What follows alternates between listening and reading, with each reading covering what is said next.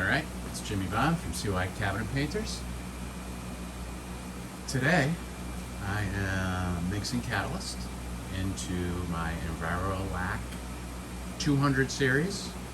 This happens to be LCAT 100 and the 220 sheen. This is tinted to Chantilly licks. And so the way I do it is always I do, for accuracy, I use a scale.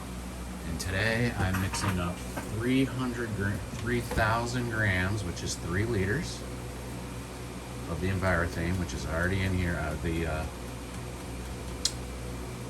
top coat. And so what I need is 300, because it's 10%, 300 grams of the LCAT 100. And here's how I measure that. So the first thing I'm going to do is I'm going to zero out the scale. I have one of these measuring devices. They're from a kitchen. What chefs use this for is like honey or oils or anything like that. And I find that it is fantastic for the thick catalyst. So all I do is put it on the scale, zero it out,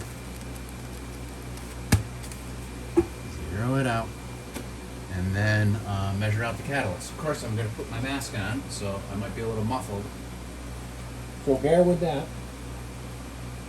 You can see that the scale is now zeroed out. And here's the LCAT, so I'm going to just unscrew this. And I'm going to pound in 300 grams. 300. Just want to wipe that off. Take the towel. Close it up.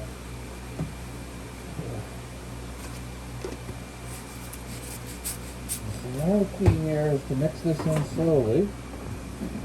The way I do that is I'm going to set this down on a low table. Set that. Here's my paint. I got this, and I like to mix it in with a hand mixer. The initial mixing is real slow, and so you just make sure that it's drawing in to the middle, and then you drop in your catalyst real slow. And I'm just trickling it in there. Trickle, trickle, trickle.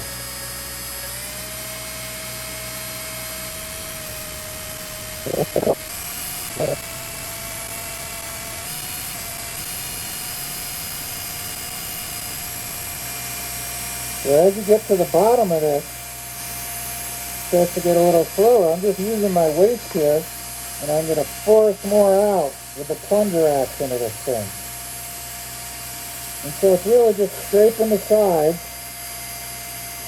so that I get all the catalyst I measured out into the paint. And we just let that pour off until the last strips are gone. I'll put this back on the scale, and you can see that I'm just at like 4 grams left on the scale, which means there's 4 grams of catalyst left, which is very little, when you're using 300. And so now that it's all mixed in, now I want to mix it for 5 minutes. And there's nothing I hate more than standing over the mixer for 5 minutes. So that's where this bad boy comes into play.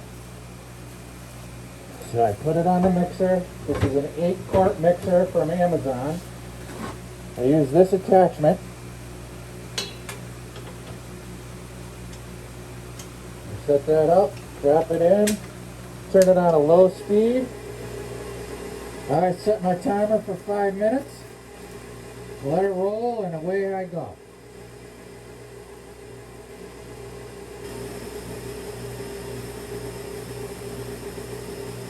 Okay, so the 5 minutes is up. Check this out. See, super smooth.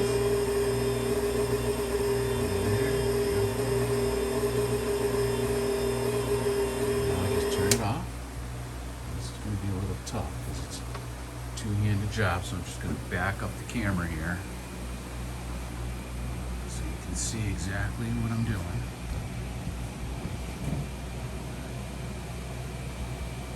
Messy shop.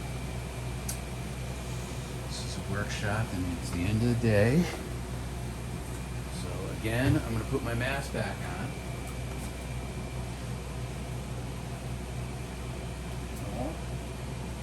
Get this out.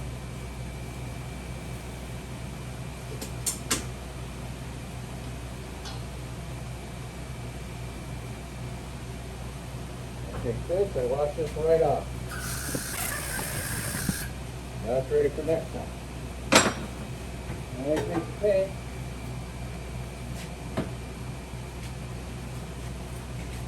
And I'm going to put it right in the hopper. See if I can get you a better angle on that.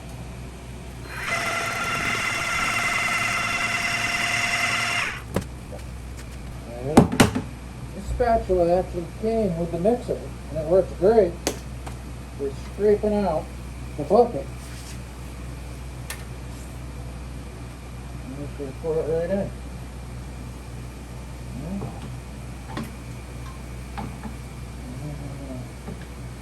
Get out of here as much as I can.